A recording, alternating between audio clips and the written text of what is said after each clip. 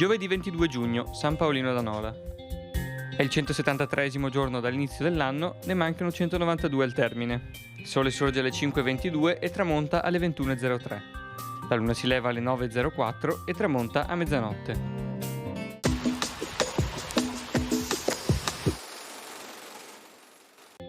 Jacopo Tintoretto offre alla scuola di San Rocco, a Venezia, un suo quadro raffigurante il santo titolare in gloria.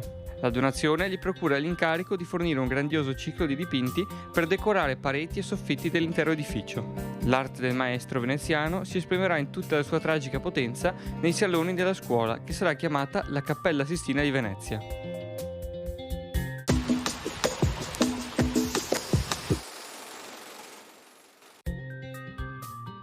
Le previsioni per domani. Un po' di variabilità, con spazi di sereno, alternati ad addensamenti nuvolosi più frequenti in montagna. Probabili alcuni rovesci o temporali, dapprima soprattutto sulle zone montane e pedemontane, poi anche altrove.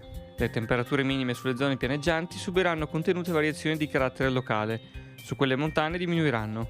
Le temperature massime sulla bassa pianura varieranno poco e altrove caleranno, più sensibilmente in montagna.